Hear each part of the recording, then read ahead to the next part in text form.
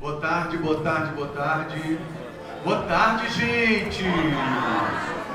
Vamos continuar a nossa programação agora no turno da tarde, finalizando o ciclo formativo, finalizando as nossas palestras, para daqui a pouquinho a gente ter os relatórios de pós-doutoramento do nosso doutor Marcelo e da doutora Gleice, né? Então, indo para a nossa última palestra, a gente começa agora a quarta escola de verão, GTCUA UFC 2026, no turno da tarde. A palestra intitulada Inteligência Artificial e a Pesquisa Quantitativa, Potencialidades, Limites e Desafios. Para proferir a palestra, temos ela, divulgadora científica e pesquisadora nas áreas de educação, ensino multidisciplinar e ensino de ciências, com atuação em espaços formais e não formais de ensino. Pós-doutor em educação, doutor em ensino e mestre em microbiologia médica pela Universidade Federal do Ceará. Atua como professora da UFC nas disciplinas de didática e ensino de ciências, com pesquisas e avaliação educacional, metodologias ativas, tecnologias digitais no ensino, formação de docentes e curadoria de exposições científicas. Integra redes e grupos de pesquisa nacionais nas áreas de educação, divulgação científica e museus de ciência. Recebamos com uma forte salva de palmas ela, a professora doutora Charline Vládia Silva de Mello. Apresentação caprichada, né? Claro. Então, para mediar essa palestra, mediar nossa última ação formativa, chamamos ele, doutor e mestre em Educação Brasileira pela Universidade Federal do Ceará, com formação em Pedagogia e licenciatura em Matemática. Atualmente é pós-doutorando pelo Programa de Mestrado Profissional em Ensino de Ciências e Matemática, ENSIMA, da UFC. Possui experiência como professor da Rede Pública Estadual e Municipal, além de atuar como assessor técnico da Célula Administrativa Financeira da Superintendência das Escolas de Fortaleza, SEGAF-CEFO 1, da Secretaria de Educação do Estado do Ceará. É membro do nosso grupo de estudos e pesquisas de GTCUA e estará junto com a professora Gleice, logo após essa palestra, fazendo a apresentação do seu relatório de pós-doutorado. Com vocês, ele, o nosso professor doutor Antônio Marcelo Araújo Bezerra.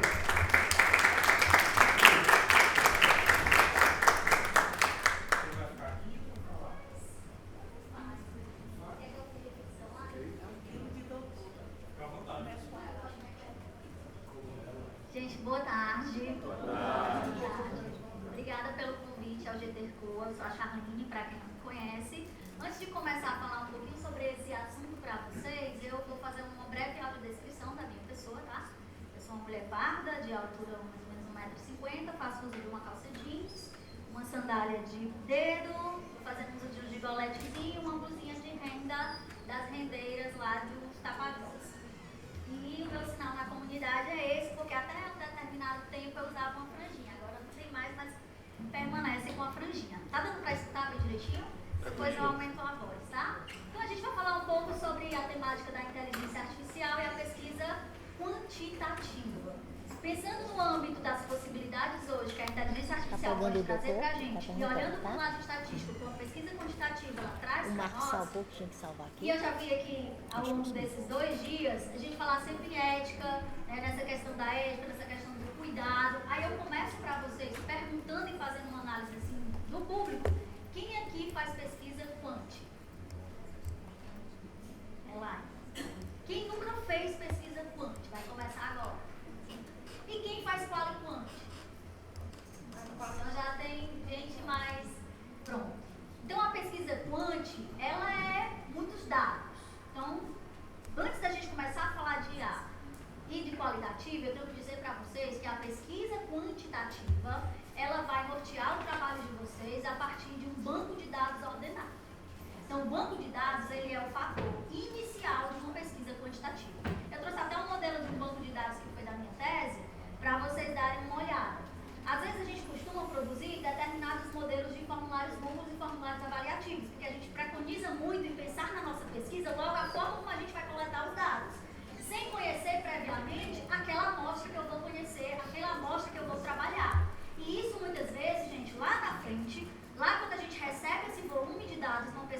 quantitativa, isso requer um pouco do olhar do pesquisador e o olhar da leitura sobre as bases epistemológicas do que significa uma pesquisa quantitativa.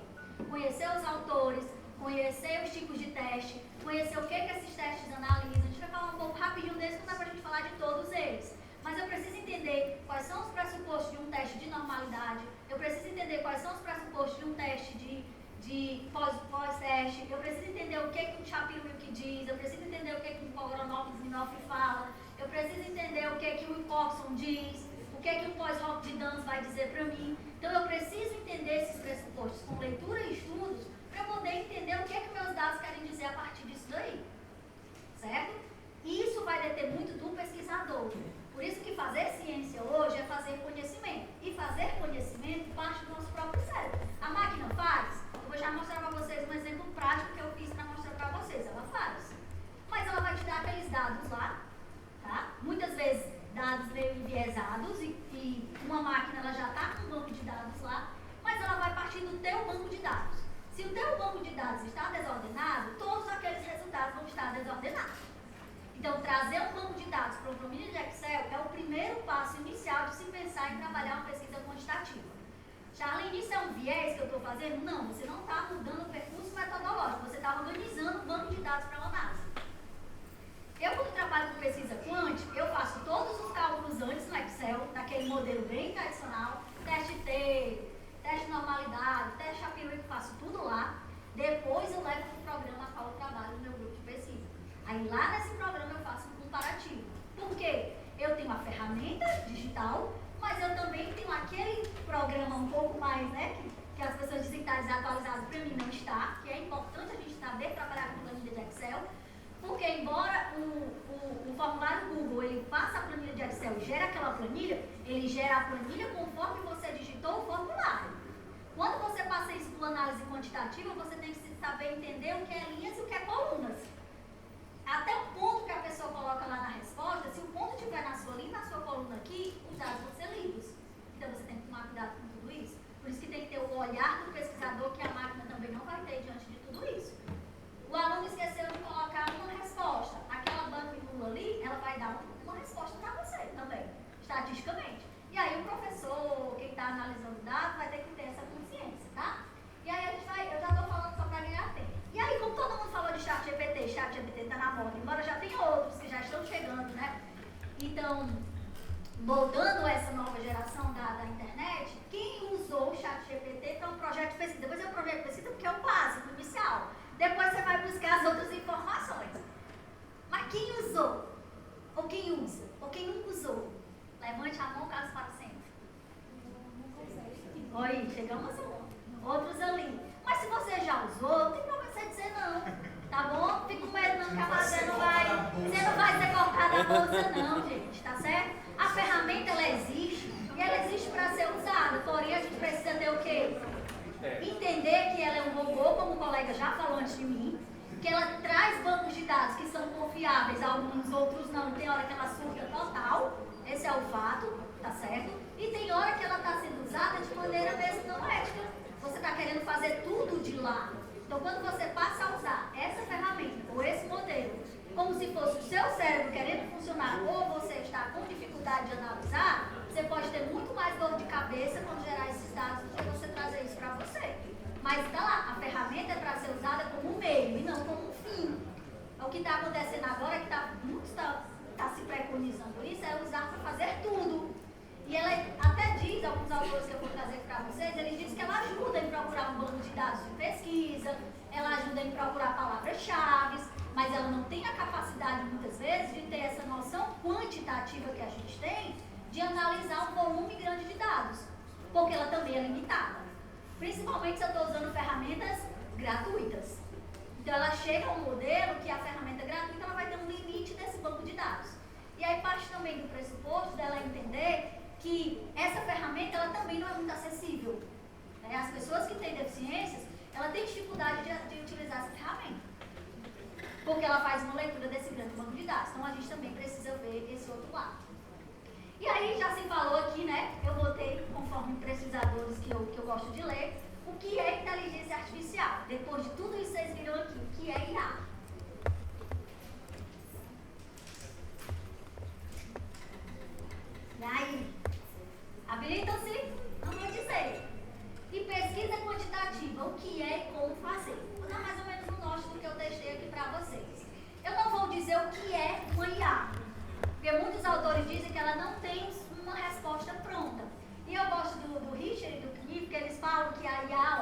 ao invés de tentar fornecer uma definição de IA mais adequada, seria melhor caracterizar, né, os objetivos da área. Para que a IA serve? Qual o objetivo que ela chegou na sociedade? E chegou com toda força. Né? Uma das primeiras tentativas de abordagem do Nietzsche é o seguinte: o objetivo da IA é desenvolver sistemas para realizar tarefas que, no momento, segundo eles, são mais bem realizadas por seres humanos que por máquinas, ou não possuem uma solução algorítmica viável pela computação convencional. Ou seja, ele está dizendo para a gente que o humano ainda não é substituível pela máquina. Porém, em alguns momentos, alguns modelos digitais que nós já temos, ou de tecnologias que nós temos, elas não são capazes de responder determinadas perguntas que o humano está perguntando, ou que nós estamos fazendo diante disso. O livro dele, que é o Intelligence, né, Artificial, eles não traçam um conceito, eles traçam um fim. O volume que a inteligência artificial pode trazer diante da sociedade do século XXI. Bem interessante o livro deles. E na pesquisa quantitativa, a gente já disse que é um método. E aí tem alguns atores como o Krasel, que trabalha misto. A Minayo trabalha quântico. O Lomps trabalha quali. A Minayo às vezes vem com quântico, com quali. Então, depende de quem vocês vão trabalhar. Alguns autores e alguns pesquisadores, eles não gostam muito de trabalhar com o Krasel, porque ele traz uma pesquisa quântica mais voltada para dados logarítmos e algaritmos e que sejam baseados por números, sempre numa base de números. A Minayo já traz uma certa relação entre o que hoje, né, muitos estão trabalhando aqui, que é essa triangulação de dados, trazer uma relação entre o quali e o quant, humanizar o quant, na verdade é essa, né? Humanizar essa relação do quant diante dos processos estatísticos, que ele não é nada humano, ele é objetivo, prático e positivista. O resultado é aquele. Como você vai analisar? Aí a partir de você que conhece o seu banco de dados, ok? E aí, informações obtidas de diversas fontes, esse processo utiliza ferramentas estatísticas, e aí eu preciso recorrer à matemática e à estatística. Por exemplo, como eu cheguei na estatística, né? Eu sempre gostei de trabalhar com números, com dados, mas eu tinha dificuldade de relacionar isso com a educação, porque eu só via muitas pesquisas quali. Quando eu comecei a transformar dados quali em quant, aí me veio no start de começar a trabalhar só com quant. Depois eu comecei a trabalhar com misto. E aí hoje eu já consigo trabalhar dessas duas ferramentas de forma analítica, interpretando os dados, por exemplo, bardanianos, dados clayesianos, com os dados estatísticos, transformando dados quali em quant. Porque às vezes facilita uma leitura para a banca, mas às vezes não. Então, quando você entrega uma tese para uma banca ou uma dissertação que ela tem muito dado estatístico, você também tem que pensar no avaliador da sua banca. Se é um avaliador que trabalha com análise estatística. Porque vai ter muitos dados lá. E um avaliador que já trabalha com análise estatística, ele vai ver um gráfico seu e ele não vai nem ler seu texto. Porque só pelo gráfico ele vai interpretar se aquele gráfico está correto ou não. Se aquele banco de dados que você utilizou está correto ou não. Né? Isso aí é uma forma porque os dados estão lá. E ele ainda vai questionar, muitas vezes, tá? Então eu trago algumas instruções hoje que a gente fala para trabalhar com IA e para trabalhar com dados quantitativos de forma separada.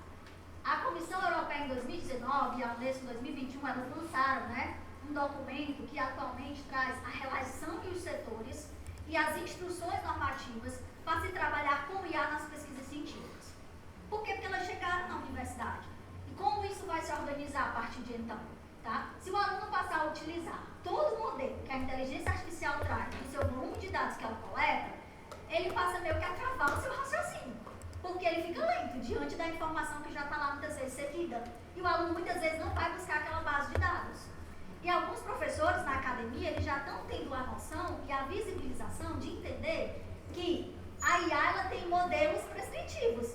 Tipo, é muito organizadinho, os parágrafos geralmente são na posição 5.3, 3.5 ou 7.5. Ele gera esses padrões muito precisos. Ele usa os mesmos verbos, ele usa geralmente os mesmos autores do banco de dados, ele traz os travessões no lugar de vírgula, porque ele não tem um ordenamento ortográfico por ser uma ferramenta, né, americana. Então ele traz algumas vantagens que o professor bateu o olho muitas vezes e diz, poxa, tá tão redondinho isso aqui, que a gente não descrendo que a gente não é capaz de fazer isso. Mas quando a gente está na pesquisa acadêmica, gente, a última coisa que a gente pensa no momento da pesquisa é a estética da escrita. Porque isso vai fluindo automaticamente. A gente vai pensar na estética da escrita lá na frente. Mas Mas na hora que a gente está pesquisando, eu acho que a gente não tem, eu pelo menos falo por mim, não tenho essa capacidade de escrever 3 linhas, 5 linhas, 7 linhas, 3 linhas, 5 linhas, 7 linhas. Eu não tenho. Paragrafando, fazendo paragrafação. Né? Então a gente vai escrevendo. A gente vai escrevendo o nosso texto, a gente vai escrevendo, depois é que a gente vai modulando esses dados, essas informações. E aí ela vem muito bonitinha. Né? Então algumas coisas a gente fica, poxa, né?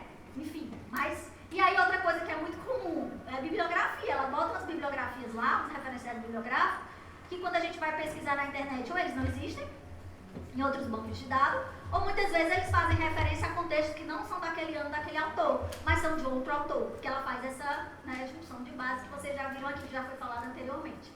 Então a Comissão Europeia, ela traça estratégias educacionais, esse documento ele já está disponível, né, eu tomei a liberdade de ler há um determinado tempo e fiz algumas correções. Por quê? Porque a comunidade europeia está preocupada com o uso exacerbado da IA. Então alguns países já estão proibindo o uso disso. Né, já estão investindo em tecnologia que possam captar a questão da IA nos documentos oficiais ou nos trabalhos científicos.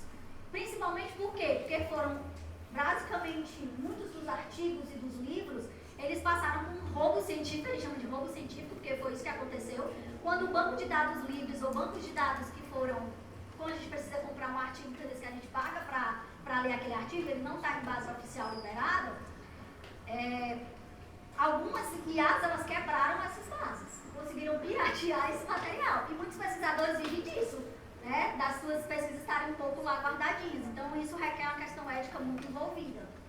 Eu achei poucos artigos, ou quase nenhum, relacionados a IA e pesquisa quantitativa, mas eu trouxe um que me chamou a atenção e eu tentei reproduzi-lo com a minha base de dados para vocês poderem ter uma noção do que a IA faz, tá? Então, instituições de ensino superior, como a Universidade de Stanford, é a que mais produz, é a que mais coloca normativa, é a que mais nos dá roteiros ou instruções éticas e sociais de como trabalhar.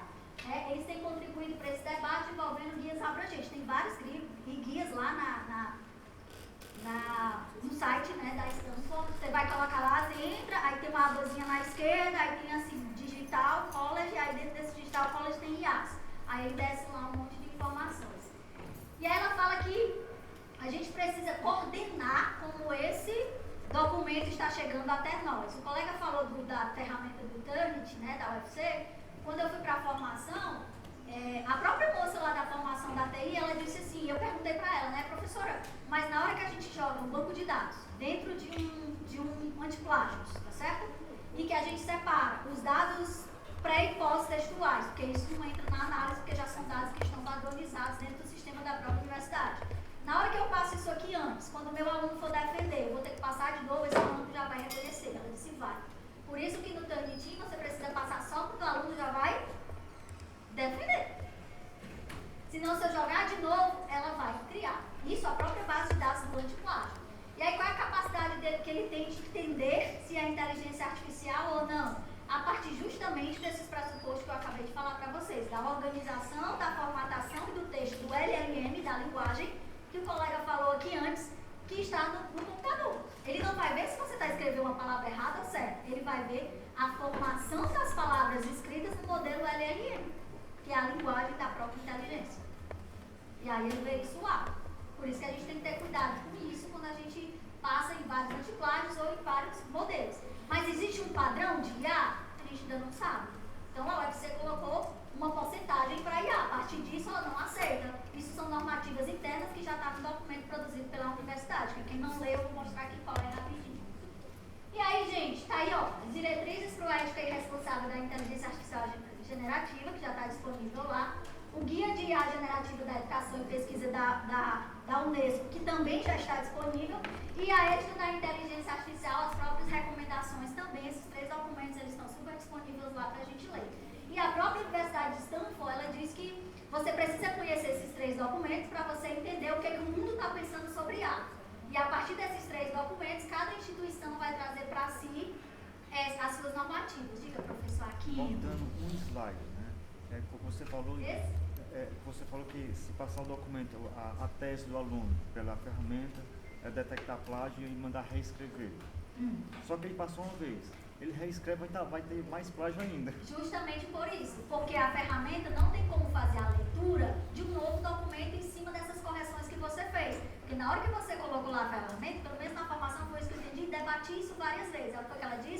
A partir disso, você tem que levar o consenso do professor e do aluno, o que ele considera plágio ou não. Mas assim, eu não passei por esse processo, que eu não sou aqui da UFC. Tá.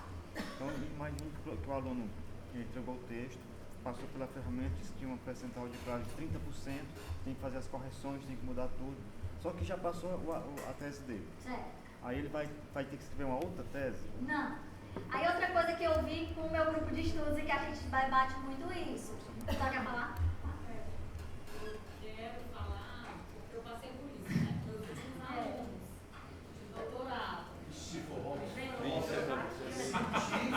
Aí tem uma coisa que a gente identificou lá no Boa tarde. Boa tarde. Então, assim, esse nosso antiplágio aqui na UFC, inclusive, pegou a gente assim, meio de surprise. E a gente teve muitas discussões, informações e debates e tudo mais. Como era que a gente ia fazer quando detectasse, né, uma certa porcentagem de similaridade, se a gente ia considerar plágio ou não. E aí tem o bom senso do professor, a relação dele com o seu orientando e o que o programa e que nós como colegiado decidimos uma porcentagem entre o que era plágio e o que não era plágio e analisar no texto inteiro, porque tem muita coisa que aparece, termos que se repetem, que parece plágio, mas não é. É similaridade de repetição. E aí o que acontece, né? Nós, em alguns casos, determinamos que seria 30%, né? E aí a gente determinou essa porcentagem. E o que a gente faz? O que eu fiz como professora, né? Então, uma dissertação ou uma tese que desse até 30% de similaridade, eu olho todo o relatório para poder ver se de fato esses 30% tem algo de fato que foi copiado e colado, que um parágrafo que prejudique a originalidade daquele trabalho, e aí eu chamaria o aluno para conversar, mas nenhum dos meus alunos teve esse problema. As similaridades foram todas assim, muito de repetições. Então teve gente que deu 30%, mas não era cópia, não era plágio, era similaridade de repetição. E aí eu não considerei isso e mandei o relatório foi aprovado. Aí um outro detalhe também que eu acho que a sua pergunta também contempla. Se depois a gente passaria de novo, né? Então passei para a defesa, aí ele vai para os ajustes e se a gente precisa passar. Não precisa mais, não é obrigatório no UFC. Então, esse relatório passado uma vez para ele ir para a banca, é esse relatório que vai valer na hora da entrega. Caso ele venha colocar qualquer coisa a mais, mas assim, é uma responsabilidade do orientador, né? É importante até vocês terem uma consciência, porque depois que vai para a banca, já foi esse relatório. Quando volta com os ajustes, o professor vai olhar direitinho e tudo mais, mas ele não vai mais fazer, porque não é mais obrigatório. No entanto, é preciso ter uma relação de ética e de respeito entre o orientando e o orientador, para que isso não possa acontecer, né? Só uma citação direta, ele entende como plágio, quando você coloca uma citação direta? Não vai não como plágio não é considerado. Não, mas a ferramenta, ela enxerga como plágio? Ela deixa vermelho, mas não enxerga como plágio, e ela também, assim, ela pega muita coisa que ela diz como plágio, mas se tiver dentro do texto como um todo, inclusive até o próprio nome da universidade, ela já pega, né? Ela pega o nome da universidade, o programa, ela pega palavras assim, a gente que é da área da matemática, a gente acaba usando muitas palavras, né, que são da área, então ela pega artigos que estão lá numa base de dados, lá não sei aonde traz, com aquele termo, mas a gente entende que não foi uma similaridade que ela encontrou, mas é um termo que é usual na área, então a gente não considera. Está contando na porcentagem. Mas assim, você tem um texto longo que tem 30%, né? Dentro desse perfil de aparecer, assim, aparece 1%, 1%. Quando é que eu me preocupo? É quando aparece 5%.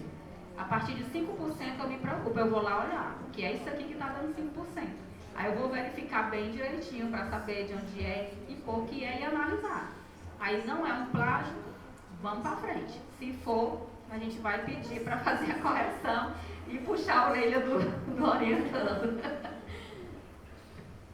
Isso é interessante que a professora Mazé falou. Outra estratégia que eu observei utilizando esses aplicativos foi nas abreviações. Eu faço isso, eu faço, né? Eu fiz na minha tese porque quando eu passei, por exemplo, eu trabalhei em ensino de ciência, eu escrevi ensino de ciência. Aí eu escrevi 90, 100, 230 tantas vezes em ensino de ciências. Quando eu joguei lá, do ensino de ciências, tudo vermelho. Aí tudo com 1%. Então aí foi quando eu fui começar a estudar a ferramenta de uma maneira mais expressiva. Aí eu abreviei, porque o documento me dá esse direito de abreviar da própria universidade. Então eu abreviei ensino de ciências. Aí quando foi para a banca teve dificuldade, porque tinha muita abreviação. Mas caiu assim de uma forma drástica, né? Porque justamente essa questão da similaridade. Então o daqui, você olha do lado, ele bota 1%, 2%, 3%, 4%. Aí quando ele passa do 5%, aí você, como a professora Madé, você vai ter que olhar. Cada análise que ele faz, ele dá uma porcentagem padrão do lado. Aí depende da universidade, do aplicativo que você vai usar. Assim, lá no grupo a gente passa do Plágios, a gente passa do Spider e a gente manda por último no Tranitinha, meio parece com gente louca, né? Venha. Aí só para alertar, né, a todos os graduandos, mestrandos, doutorandos, né, doutores e todos nós e a nós mesmos. Gente, é muito fácil identificar a IA. Ela ainda não está assim tão perfeita que a gente não identifique. Então é muito fácil. Eu tenho uma facilidade muito grande de identificar. E fico triste quando eu começo a ler, que eu digo, meu Deus do céu, isso aqui tem IA. Então, assim, vamos ter cuidado, porque a gente precisa usar com ética e responsabilidade, viu? Diga. Até porque... Você está me dizendo, viu, Marcelo? Até porque o orientador, a gente não consegue... Eu não consigo enganar o orientador, né, Mazé? A gente não consegue enganar nem a nós mesmos, mulher, porque a gente vai ter que defender. Ela não tem que souber explicar o que a gente fez. Deixa eu dizer porque ele conhece, o orientador conhece a sua escrita. Claro. Se você usou IA, além das características da IA, ele conhece as suas características. Com certeza. Não tem como enganar o orientador. Então, assim, a gente tem que ter cuidado com isso em função, né, de todos esses modelos que estão... O próprio Spider, ele era 3%, né? Lá ele foi para 10%, agora quando a IA apareceu, então ele já botou que 10% está dentro do limite. O Plágios era 3%, foi para 9%. Então, assim, alguns já começaram a entender que a IA está fazendo parte desses textos. Agora, como ela não existe uma normativa, uma legislação padrão, e como a gente identificar nesse ponto e provar que é IA, aí a gente fica na subjetividade ainda, tá? Então, eles dizem que... Já passou, né? Esse é o documento da UFC, eu não sei se já tiveram acesso, mas quem não tem, baixe lá, né? Ele está disponível. E todo mundo que fizer tese de dissertações por aqui agora vai ter que junto entregar a declaração de uso ou não de inteligência artificial. Se você usou, mesmo que foi para consulta rápida, e fica interessante você dizer no seu trabalho isso, é importante você dizer, né? Tal parte do meu trabalho foi utilizado com documentos, né, foram passados na IA, na inteligência artificial. Bom, então esse documento já está disponível, né, de 1 de 2025, tem lá as normativas, as regras, a porcentagem. Então, hoje a gente já assina esse documento, o orientador assina, aí a gente tem que ter o que a professora Mazé falou, essa necessidade de observar a responsabilidade e a ética da coisa. Se der BO, vai dar para todo mundo junto, então a gente precisa pensar nisso aí. Não é só a gente, né? Não é só o meu nome que está envolvido, é o nome do meu orientador, que tem uma carreira consolidada, que não merece esse tipo de coisa. Então a gente tem que ter essa e o programa, e a instituição, e todo um contexto que a gente precisa ter essa noção. Gente, pensando aqui na IA com os dados quantitativos, o que é que a gente organiza quando a gente pensa em IA? A IA, ela tem 3 leituras básicas, né? Então o colega já passou, eu vou passar rapidinho para a gente, né, nosso tempo esgotar. Nós temos o aprendizado da máquina, como a máquina capta esses dados, como ela recolhe esses dados, como ela organiza esse banco de dados. Nós temos o que o Brusky fala do aprendizado profundo, é aquele momento em que que ao jogar dentro daquele modelo de IA, jogar dentro do chat GPT, que é esse que eu vou trazendo para vocês agora, que é a leitura de GPT, né? Porque o chat é o nome dado à ferramenta. Então, quando eu consigo ver o aprendizado profundo, é aquele modelo em que a IA começa a analisar e guardar o seu banco de dados, tá certo? E o que ele chama de modelo de linguagem de grande escala, quando a gente vai trabalhar com quantitativo. Nesse caso aqui, é o volume de dados que a gente vai jogar lá dentro e em um determinado momento ela vai parar de ler esse dado, porque ela é limitada para dados com grandes volumes. Charlene, que volume tu já testou? Testei a amostra com 350, testei a amostra com 120, testei a amostra com 5, testei a amostra com 10. Então, isso vai depender do volume e do seu programa, se ele é pago ou se ele não é. De novo, no gratuito, normalmente, que eu observei quando eu joguei dados de planilhas de Excel lá, é que ela leu até 150 itens, ou 150 linhas do Excel. A partir disso ele não leu mais, ele piralizou o documento todo e assim ficou tudo muito caótico. Quando eu fui para a ferramenta paga, eu vi que até 310, 315 linhas ele conseguiu ler. Charlie, como foi que tu identificou isso? Porque eu tenho o banco de dados da planilha de Excel. Então eu sei qual é a linha 1, a linha 350. E eu sei qual é o índice, se é A, se é B, se é C, e eu sei o que estava em cada uma delas. Por isso que meu banco de dados ele precisa estar muito ordenado. E essa linguagem ela está dentro do GPT, que é a estrutura hierárquica do próprio chat GPT. Então ele diz que o ML ele fornece uma estrutura geral para aprendizagem atrativa dos dados, né? O Alzubaida ele fala isso. O DL, que é a leitura, né, de grande escala, oferece técnicas avançadas de aprendizado, e aí eu vou usar os chatbots, que é a leitura de como eu vou fazer dentro e os comandos que eu vou mandar lá. Por isso que você tem que conhecer os cálculos. Ah, eu vou pedir para o meu banco de dados de IA fazer um Shapiro-Wilk. Calcule o Shapiro-Wilk.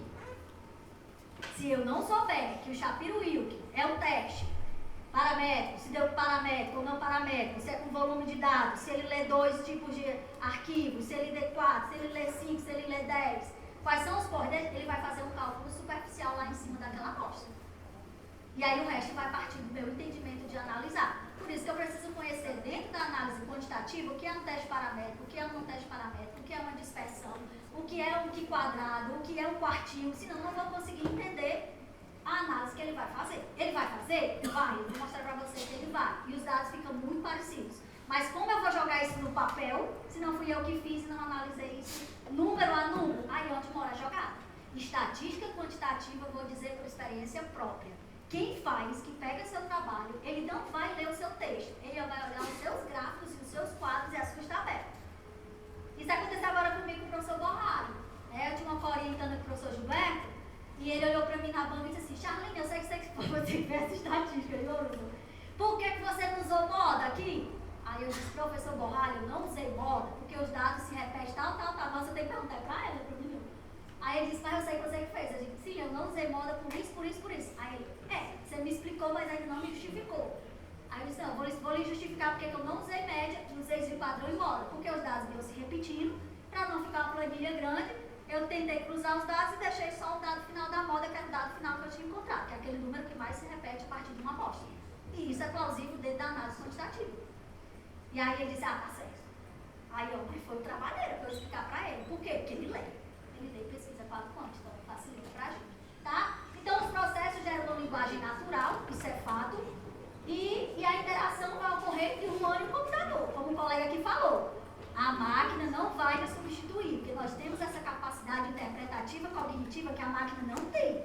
Ela é um grande volume de dados alimentados por bancos de dados ou por nós mesmos. A gente tem que lembrar disso. É só você fazer um teste. Você pega um texto seu e bota lá. Daqui a uma semana você pede para fazer uma referência desse mesmo texto. Ele vai gerar um outro texto, mas com o mesmo texto que você deu. Porque aquele texto inicial do banco de dados já está lá armazenado. E ele não é diferente com o quantitativo. E aí o GPT ele faz essas duas linguagens, tá? Que é a LLM, que é o modelo de linguagem de grande escala, quando eu estou trabalhando com quantitativo, lembre-se que eu estou falando de quantitativo. E a ADL, que é o aprendizado profundo. O aprendizado profundo é dentro da quantidade do volume de dados que eu alimento dentro dessa plataforma, né, desse chat aí. Então ela oferece isso aí eu testei, e o Gimpel, ele fala muito isso, do trabalho agora de 2023. Sugiro que quem trabalha com quant dê uma lidinha no trabalho dele. Ele diz que o GPT, tá, que é a leitura da máquina, ela oferece aos usuários respostas coerentes e contextualmente relevantes para as suas perguntas. Porém, é preciso verificar a confiabilidade. Por que ele diz isso? Porque quando eu vou trabalhar com pesquisa quantitativa, eu vou trabalhar dentro de softwares de estatística, ou dentro de planilhas da estatística, que eu tenho que conhecer os comandos do Excel para trabalhar. Né? Como é que eu calculo um teste T lá no Excel? Como é que eu calculo um desvio padrão? Como é que eu calculo uma média? Como é que eu calculo uma moda? Eu tenho que conhecer. E quando eu trabalho com o Excel, ele vai variar de software para software. Se eu usar um 93, ele vai ter uma leitura. Se eu usar o 2005, ele vai ter outra. Se eu usar o 2023, se eu usar no Windows, com o comando Windows, ele vai fazer uma leitura diferente, porque os comandos são diferentes no Excel a partir da máquina que você utiliza. Né? Por exemplo, o software que a gente trabalha lá no nosso grupo, que é o Grand Prisma, eu não consigo trabalhar com ele nos computadores da Apple. Eu só consigo trabalhar com ele no Windows. Porque lá ele muda toda a configuração. Então eu tenho 2 computadores em casa. Um que eu faço trabalho com escrita e o outro que eu faço análise estatística. Justamente por fazer essas leituras diferenciadas. E aí vai de cada um, tá, gente? E aí o referencial que a gente costuma dizer que são alguns comandos que a gente utiliza quando vai trabalhar com pesquisa quant. Ele tem um tipo de tarefa e a hierarquia que vai ser usada. O que é isso, Charlie? É o comando que eu estou dando para reconhecer e modular o chat GPT para os cálculos estatísticos que eu quero que ele faça. Tá? Se ele só trabalha com ML e com DL, então eu tenho que colocar que na minha análise de dados, eu quero que junte ML, DL e padrões de inferências. Padrões de inferências são padrões utilizados para pesquisa do tipo quant.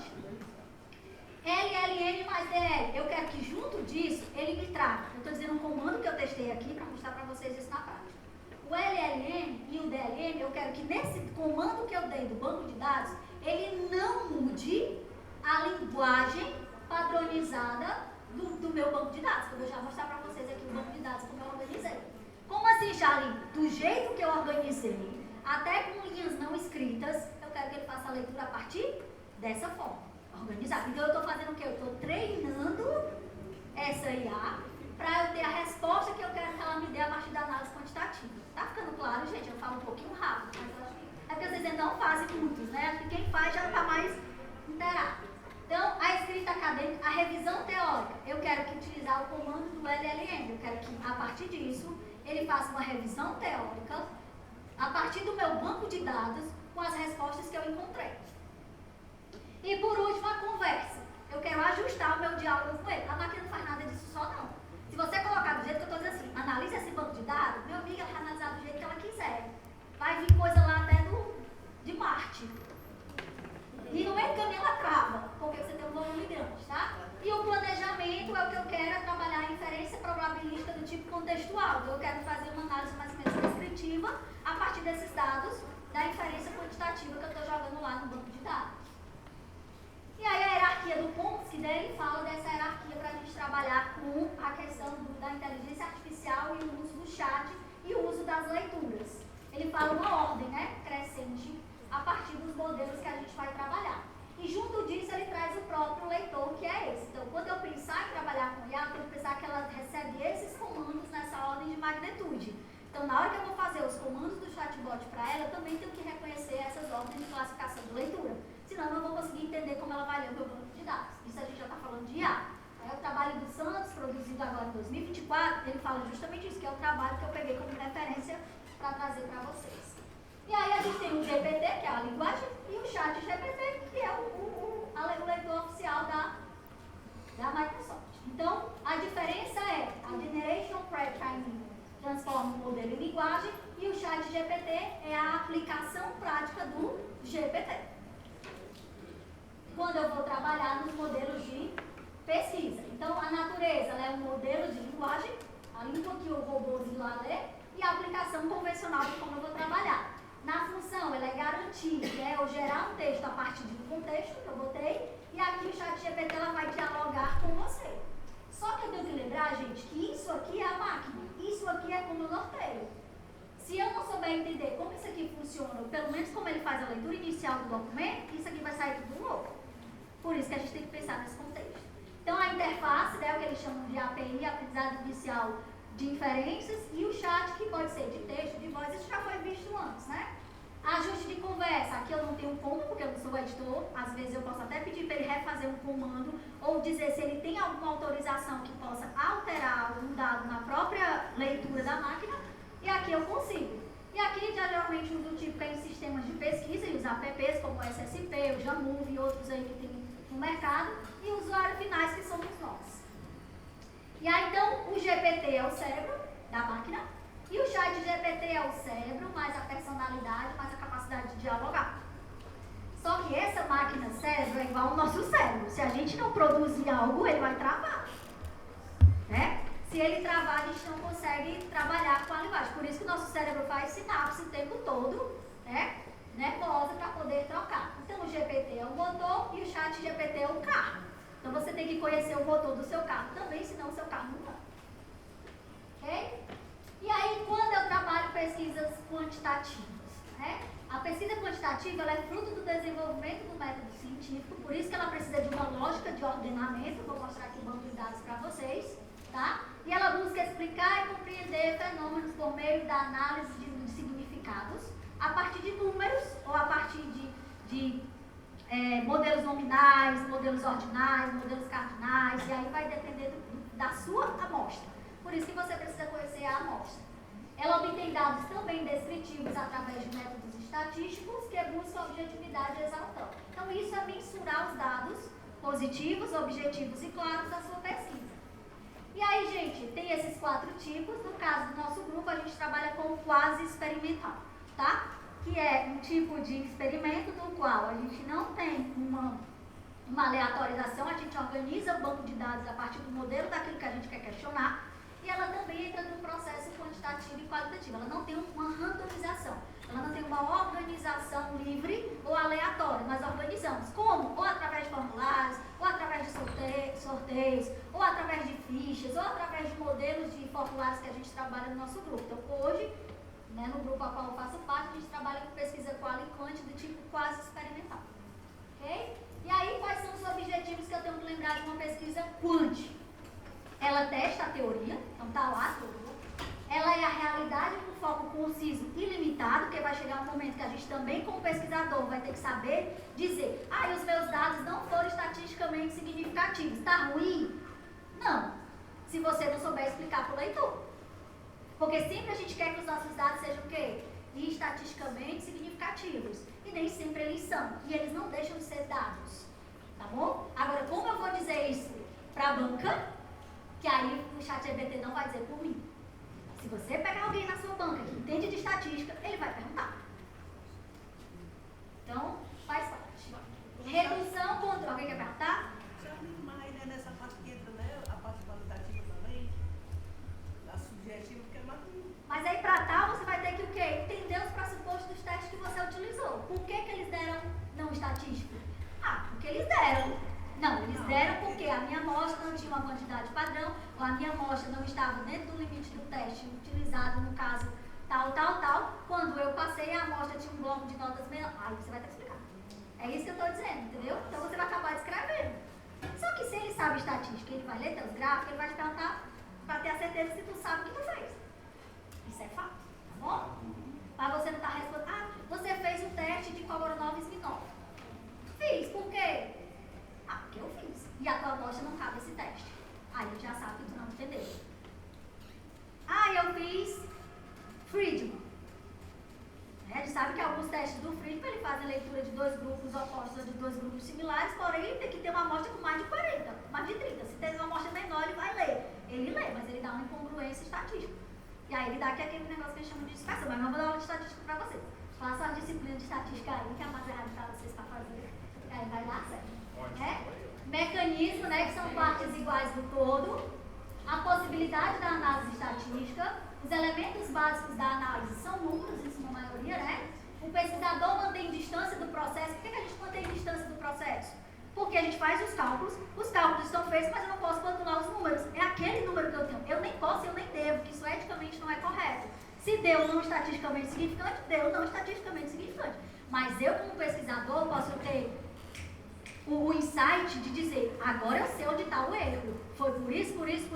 Isso aconteceu numa pesquisa nossa. Estou falando da realidade que a gente trabalha muito qual e quanti.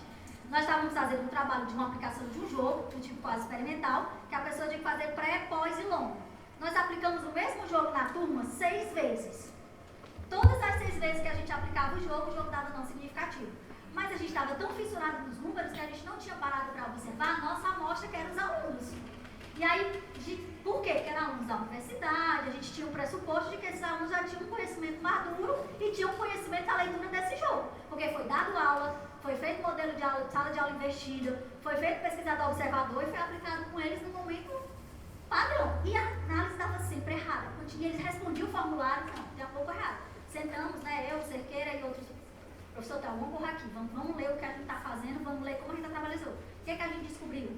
Que nessa turma, especificamente nessa turma, que a gente repetiu 7 vezes, sem brincadeira, tá aí lá que não deixa mentir, que ela estava lá como pesquisadora observadora, 7 vezes eu disse, professor, achei o ponto-chave dessa turma. Que foi? Eu digo, eles não compreendem jogo do tipo cooperativo. Foi lá. Aí o Gilberto, mas por quê? Porque eu observei 6 dessas aplicações e eu percebi que o erro e a jogada é aqui. Eles não conseguem trabalhar com o jogo cooperativo porque eles não têm noção de cooperação. Porque a maioria dos jogos aplicados dentro do mercado da pesquisa educacional é competitivo. E eles não entenderam a mecânica do jogo, que para ganhar, todos têm que se ajudar. Aí o Gilberto foi um dia comigo lá, ficou olhando, aplicando, ele disse, é isso mesmo. Eu disse, nós não vamos ter dado estatístico aqui. E nós não tivemos. E justificamos isso na tese da menina. Por que que a gente não teve? E quando a gente transformou esse jogo numa versão de teste de execuibilidade, no qual a gente faz, em competitivo, ele deu resultado. Aí tem essa, né? Então usem jogos cooperativos com os alunos de vocês, né? Trabalhem essa consciência de não sempre ter um ranqueamento de acertos e erros. Às vezes é importante. Não. Você tem que ter essa chave de... E o Gilberto não pode, porque os outros deram tudo ok. Pode, vamos lá com a gente. Ele achava que ele estava fazendo errado. Aí ele foi. Aí ficou olhando, aí disse, é mesmo. Raramente ele diz é mesmo, né? Mas essa coisa... Então, eu já... Foi, não é, Laine? Não nada do meu pai, não. Ah, é meu pai também, né? Busca de generalizações, preocupa-se com as quantidades e utiliza instrumentos específicos. Gente, uma amostra, ela é considerável no teste estatístico? Não. Vou deixar essa pergunta para vocês vão fazer estatística. Ou estatística na depois vocês vão me dizer lá na frente se um é ou se nenhum não é. Lembre-se que você só não compara com as suas amostras, você compara com o referencial teórico. Não esqueçam disso. As suas amostras entre si, elas fazem o quê? Análise única, análise comparativa ou análise múltipla.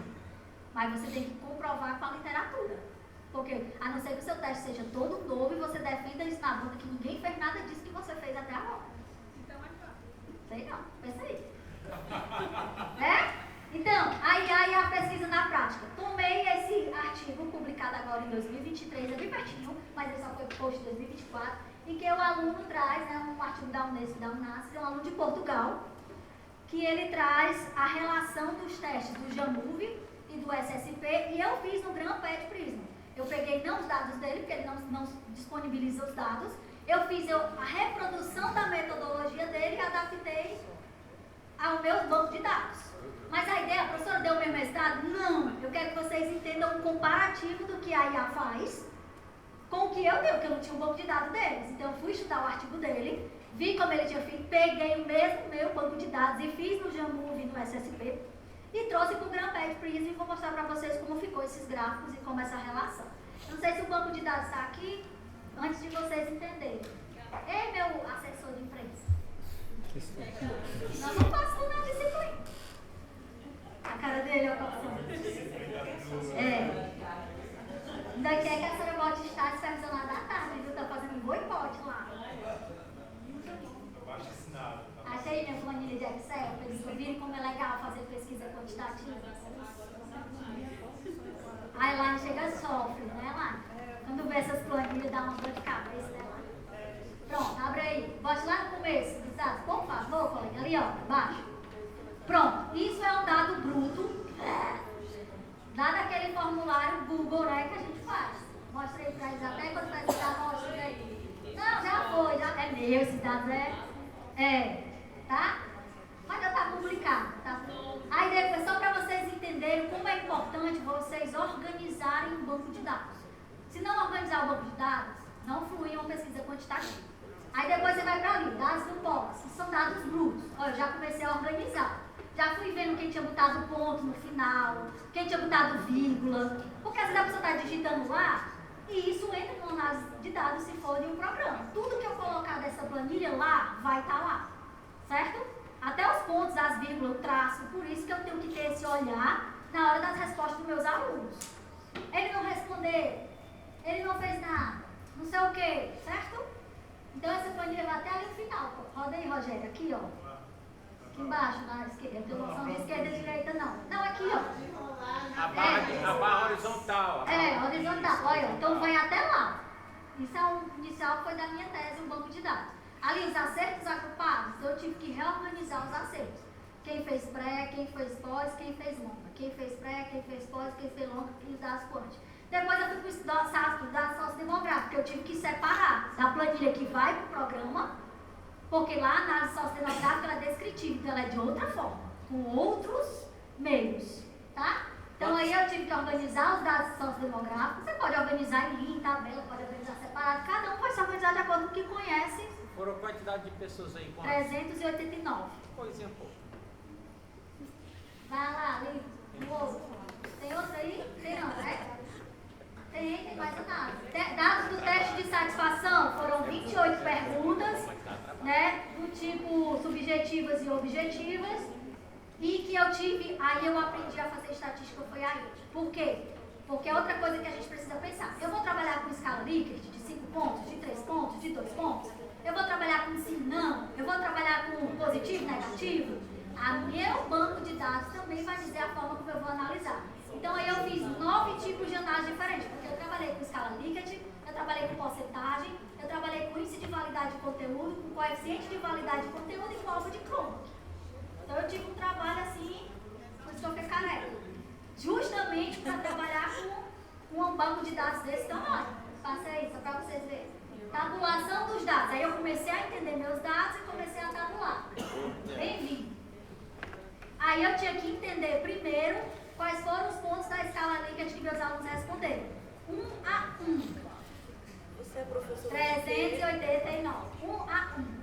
Então, Olha bem, Gabi. né? Vai lá, outro. Depois eu tive que juntar e separar a partir das perguntas que eu queria. Pronto. Depois eu separei em clusters que era para botar no programa.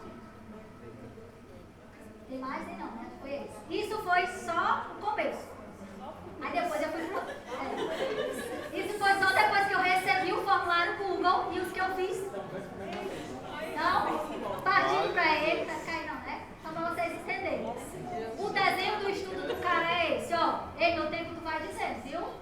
Ele disse que era uma pesquisa aplicada, com abordagem quantitativa. Os objetivos eram comparativos, porque ele estava comparando os programas.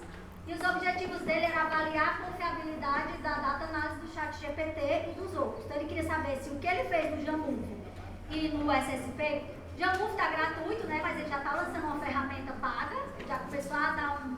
E o SSP ele é pago. No caso do GramPad Prisma ele também é pago. Então, não é barato, não são softwares baratos. Por isso que quem faz estatística não cobra barato. Porque dá trabalho. E aí, a ferramenta do ChatGPT, o Jamove aberto e gratuito, aí ele limita algumas coisas. E o SSP, ele é de proprietário, às vezes, na UFC tem, às vezes eu recorro ali nos meninos da economia, que são meus parceiros, eu penso, deixa eu só testar o SSP, né? E no meu caso, eu usei o GraphPad Prisma, né, na versão 2.8, né, 2008. Porque assim, o Jamove ele tira lá os dados da Excel, né? É. Aí, e o GraphPad Prisma já tem a dele. O GraphPad Prisma ele tem o dele e ele puxa de base de dados estruturados. Geralmente, Mas ele não se puxa é... do Excel, né? Não, mas você tem que alimentar ele pelo Excel. Não é, eu fiz a minha alimentação. Tem que copiar e colar. Por isso que o banco de dados do Excel tem que estar muito bem organizado. Diga. Ah, não, fica à vontade. E aí você vai dizendo, viu, professor? Eu não tô vendo? Então ele fez, eu também fiz, só dizendo o que a gente utilizou aqui. Teste de normalidade de Shapiro-Wilk e a análise gráfica, né, o Blogspot e Instagram. Blogspot ou Blogsplots, como você quer dizer, são aqueles blogs que dividem em quartil. Primeiro, segundo, terceiro quartil. Que vai dividir em percentis. Que é onde a sua amostra vai ficar mais perto da linha da curva de Gauss. Aí é coisa da estatística quantitativa. Análise de correlação, no caso ele usou Spin, eu também usei Pearson. Ele usou análise de variáveis categóricas, aqui no caso ele escolheu a idade e o sexo, na minha eu escolhi se era pós-graduação, se era mestrado, doutorado ou graduação. Eu fiz a partir dos dados sociodemográficos, ele também fez, só que ele usou idade e sexo. Eu usei tipos de graduação. E os testes de comparação, nós seguimos a escala de testes padronizados para testes paramétricos e não paramétricos disponíveis na própria nomenclatura dos testes quantitativos. Que aí vem o teste T, para 2 grupos, no caso eu só tenho 2 grupos, que era pós-graduação, mestrado, doutorado, ele também só tinha 2. Quando você tem, se ele der paramétrico ou não paramétrico, se ele deu paramétrico, ou seja, não teve variância estatística, você usa o teste Shapiro, que não teve, você usa o Mann-Whitney. O Coxon você usa para pós-testes, aqui a gente não usou porque eu tinha 2 amostras. O ANOVA para mais de 2 grupos, porque depois ele pegou e colocou mais um grupo, e eu coloquei mais um, então ficou 3 grupos. O Kruskal-Wallis foi os que não deram paramétricos para 2 grupos, e o Mann-Whitney que dão paramétricos para um grupo. E o teste pós-hoc de Turner, que é um teste que a gente sempre faz, independente da paramétrico ou não paramétrico, são testes de confiabilidade que vão afirmar se seu cálculo está correto ou não. Tá?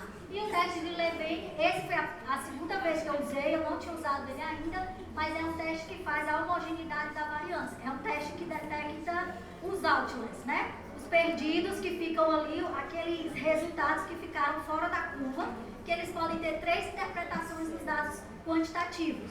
Ou você exclui, no meu caso eu não gosto de excluir, eu gosto de interpretar o porquê que está dando esse excesso lá. Mas a literatura diz que ou você exclui, ou você analisa, ou você ignora esses dados de forma padronizada. Eu gosto de investigar o porquê que alguns números da dados quantitativos saíram fora da curva. Alguma coisa ele vai me dizer o porquê que ele deu além disso. E aí, ó, o que ele fez? Ó, isso aqui é dele, tá? Tá lá no artigo dele. Ele usou data análise. No point 1, point 2, que ele chama, dentro dos pontos da linha de corte da curva, ele usou a estatística padronizada de teste de Fox e normalidade e a diferença de frequência que ele usa dentro do desvio padrão da amostra dele, que dava entre 845 e o p-valor dele deu menor que 0,01. E aí, foi que ele viu aqui no software, ele viu que o data análise, o SSP e o JMove, eles ficaram próximos, ó. Tá vendo? Ó, os dados se repetiam. A diferença aqui já mostrou uma diferença significativa. Por quê? Porque essa amostra pontuada dentro da tabela do point 1, ela reflete que os dados foram estatísticos, porém a quantidade do desvio padrão ocorreu para mais. Isso quer dizer que quando eu for fazer o gráfico do Blogspot, ele vai passar dos 25 ou dos 50, chegando nos 75 quartis, ou abaixo dos 25. Então pode ser uma amostra de ponto nulo, de ponto 1 ou de ponto 2. Isso é o que diz, né, o gráfico estatístico. Quando eu olho para cá, os modelos que ele criou do Blogspot, ele criou o Blogspot em colunas. Aqui já está bem bonitinho, né? Só que olha esse gráfico para esse, gente. Aí a gente tem que ser coerente no análise estatística. O gráfico ele é muito importante. O desenho do gráfico ele diz muita coisa para a gente. Esse gráfico aqui ele não diz nada, porque ele tá paralelo. Tá vendo? E quando eu analiso Blogspot, eu tenho que ver isso aqui que eles chamam de ganchos, né, ou bocas, tem uns que chamam de bocas, outros chamam de ganchos, mas a gente chama de modelo estatístico que vai dar a leitura justamente do desvio e da diferença do valor de P, que são os braços do gráfico, tá? Aí aqui, ó, ele já esticou o gráfico para cá, mas ele não deu a leitura daqui dos lados, certo? Então a gente precisa analisar se essas referências, e números, eles bateram muito próximos. Se eu fosse comparar, em números eles são praticamente idênticos, porém a figura já não é muito interessante. Coloquei exemplos para ser rápido, tá? Então, qual foi a conclusão que ele tirou? O texto dele é grande, eu escolhi só algum que é uma palestra. Ele disse que há confiabilidade na análise. Na leitura do SSP e do JMove indicou consistência estatística, porque os dados foram próximos. Porém, a interface foi rápida, porém, olha, veio aqui, ó. As principais limitações foi a falta de clareza sobre a versão da ferramenta e a restrição do processamento e os limites operacionais. Por quê? Porque se você olhar aqui no gráfico, ó, ele botou o ponto de corte, o ponto para mais e o ponto para menos, mas ele não fez a análise estatística do Y e do X, que preconiza dentro do SSP para análise do tipo block spot, principalmente se eu vou fazer análise de dispersão. E aí ele não fez isso. Porque talvez ele não botou o comando, porque ele só botou faça o chapiruí, que aí faça o teste, entendeu? E aí vai muito da relação. Aí ele diz que existem limitações operacionais e que a dependência de um ambiente online levanta preocupação contra a privacidade e a segurança dos dados. É o que o colega falou antes. Eu estou jogando o banco de dados da minha tese lá, da minha pesquisa lá. Será que eu sei que alguém puxou esses dados e vai publicar antes de mim? Eu tenho que ter muito cuidado com isso. Tá bom? Então, as bibliotecas estatísticas estão lá e pode haver o quê? Replicabilidade dos resultados. Então eu tenho que ter cuidado com isso. O banco de dados da minha amostra, gente, é o coração da minha pesquisa. Se só eu tenho acesso a isso e os programas que eu uso, que entram com a minha senha, que outra pessoa não entra no seu meu orientador, não tem como ninguém burlar esses dados. Mas uma coisa que está aberta ali, eu não sei. Isso já aconteceu no Brasil, de pesquisadores que tinham seus bancos de dados em determinados softwares ou em determinadas nuvens. Aí o pirateiro foi lá e publicou os dados antes da pessoa. E até que você prove que é seu, tem uma dor de cabeça danada, né? E aí, outros resultados que ele encontrou com o Point 2, ó, muito parecido, mas aqui eu já encontrei, eu peguei os meus dados, aqueles lá, e fiz dentro do dado análise do GPT, do SSP, do Jamove e do GramPad Prisma. O GramPad Prisma, eu tenho uma confiabilidade nele muito alta. Não muito alta porque eu uso ele, mas porque eu já testei outros. E ele faz sempre uma coisa que eu acho interessante, ele coloca os resíduos da amostra quantitativa lá no banco de dados, que aí eu posso depois ir buscá-los. Então aqui ficou repetido, mas no meu deu 983, então foi um pouquinho a mais. Na diferença de padrão diferença, deu 621. A minha amostra foi maior, né? 0,097, a dele deu 96. Mas ficou dentro de um limite aceitável que só que quem entende pesquisa quantitativa vai conseguir interpretar. Mas não foi diferente. O que eu estou dizendo para vocês é que a IA faz. Os programas também fazem. Agora, como vocês vão levar esses dados para dentro do papel, vocês vão ter que conhecer as informações do que é uma análise quantitativa e interpretar os dados. Senão vai ficar lá o gráfico solto sem a interpretação padronizada do gráfico. E lembre-se que todo gráfico tem que ter interpretação.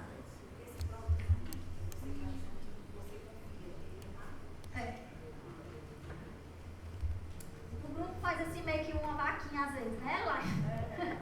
Tá? Então, eu já fiz a análise de correlação, a dele eu não botei, mas ele fez também. Na minha análise de correlação, ela deu menor. Isso quer dizer que a minha amostra ela não estava padronizada dentro dos quartis padronizados, que o próprio preconiza, porque a minha amostra era grande, embora eu tenha pego um grande valor de dado, mas ele deu, na correlação de pista, ele deu negativo também. Né? Uma fraca, aí vocês vão estudar na pista, que é forte, fraca e moderada. Não vou falar disso aqui, que aí é análise quantitativa, tá?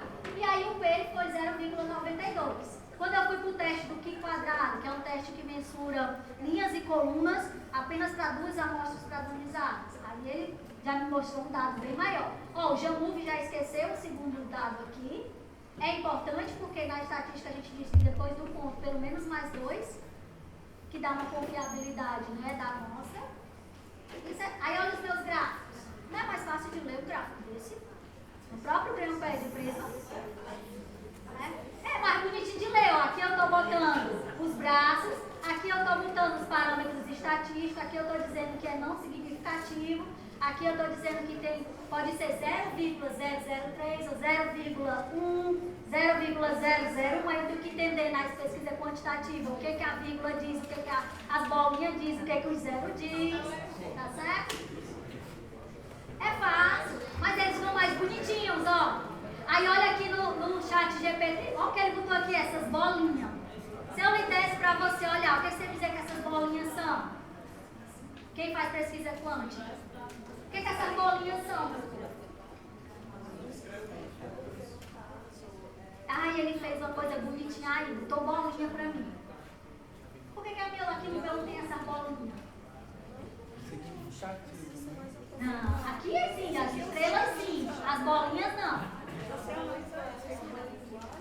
As bolinhas é outline. Essa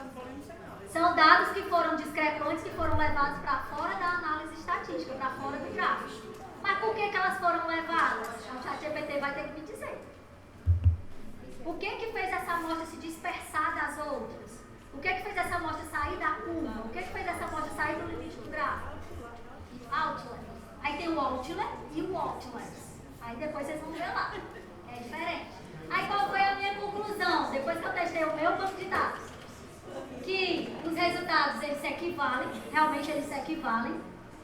Tem essa facilidade. No GramPad Prisma, eu combinei a usabilidade com a visualização, para mim é maior e é superior, e aí eu defendo esse modelo. A operacionalidade, ele apareceu limitações. No Prev e no Jamur, eu já encontrei uma estabilidade, porque o software passa constantemente por renovações, né, por adaptações, por atualizações. E a confiabilidade dos dados críticos, a alternativa complementar, que eu considero o ChatGPT, e ele permanece sem referência consolidada. Quando eu coloco lá esses dados, ele me aparece referências até de autores que não trabalham com pesquisa quali-quant. Então, cuidado com isso, tá certo? Eles puxam um banco de dados que a gente não sabe nem de onde é, então tem que ter cuidado. E aí eu fiz aqui uma tabela rapidinho, né, dos pontos, aspectos positivos e negativos para esse modelo que eu estou apresentando para vocês, que é quando eu trabalho com... Isso aqui são pontos que estão dentro do manual de confiabilidade da Unesco. Lá ele tem um manual, parece muito com aquele que já trabalhou com pesquisa na educação infantil quali ou quant, ou na educação de anos iniciais, que trabalha com formulários ali da Maria Cecília Vidigal. Eles já fazem uns formulários padrões, que são formulários já validados na literatura, e eles trazem modelos de confiabilidade lá nesses formulários. E aí eu peguei aqui, ó, confiabilidade estatística da análise de dados, aspectos negativos, a ausência de especificação clara da versão. Que versão ele está fazendo essa análise estatística? Por onde? Por que database ele está fazendo? Por que modelo estatístico ele está trabalhando? Necessidade de transparência, a gente não sabe. Eu não sei o que ele está fazendo com os dados lá. Sei que ele pegou o grande banco de dados, fez o cálculo, porque eu pedi e ele está alimentado para esse cálculo. Lembrando que nós alimentamos, porque o artigo o cara já dizia como alimentar. Então eu só fiz adaptar para a minha pesquisa. O resultado considerado a limitação de processamento. No Jamove eu consegui, no GramPad Prisma eu consegui, mas quando chegou na IAL eu tive que quebrar o banco de dados em dois. Então na hora que eu quebrei o banco de dados em dois, eu tenho dois relatórios diferentes, porque a minha amostra era 389 pessoas e 25 planilhas. Não, dois de 150 e pouco, certo? Então na hora que eu quebrei, ele analisa uma, analisa outra. Mas eu não tenho que analisar separado, eu tenho que analisar o todo. Eu estou falando de pesquisa quant. Senão vai distorcer, porque vai me dar dados. Aí como é que eu vou justificar? A não ser que, num trabalho que eu vá transformar em descritivo, eu pense ter até tal item, eu vou analisar conforme esse autor. Até tal item, eu vou analisar conforme esse autor. Porém, isso tem que estar muito descrito na minha metodologia. Não foi porque um programa não quis fazer e não cabia. Sou pobre, não posso pagar o GramPad Prisma, que a assinatura é $532, né, lá? É. Mas às vezes a gente consegue uns pirateiros por um mês. Mas ele tem gratuito para vocês testarem por um mês, lá na plataforma deles. Então já é. De 30 em 30 dias fazem a vaquinha do grupo. Aí lá chega a dar triste, ó. Né? Então, limitações de processamento. Aqui, ó, dependência do ambiente online. Gente, isso é muito sério. Por quê? Vou dizer por experiência própria. Meu tempo está terminando. Diz aí. Quase. Pronto. Quando a gente trabalha com dados analíticos, lembre-se que seu orientador, a palavra está dizendo orientador. Ele não é o fazedor por você, como eu digo. Ele vai lhe dar o norte, mas ele vai deixar você andar sozinho. Mas você tem que ter a noção de que se você chegar no ChatGPT e pedir para ele fazer tudo, isso vicia, meu povo. Isso vicia como ninguém. Isso é pior que Coca-Cola, café e outras coisas que eu não vou dizer aqui. Tem um aspecto que não foi dito.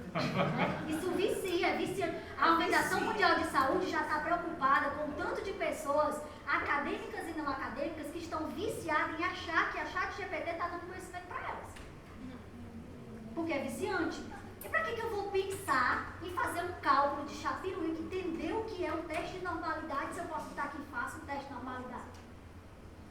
O problema é que o ChatGPT lá na hora não vai estar para apresentar o trabalho com você. Se você pegar um na banca, eu pelo menos falo pelo meu orientador. Se a gente faz estatística, ele preconiza na banca alguém da matemática ou da estatística.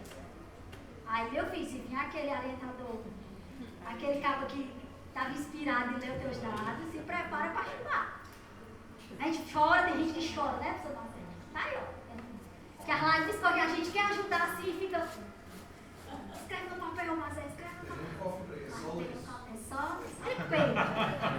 É só peito. Então, eu tive pena na triangulação de dados borrado, até que eu aprendi. Se eu não aprender isso aqui, que eu faço 3 meses estudando esse artigo desse homem.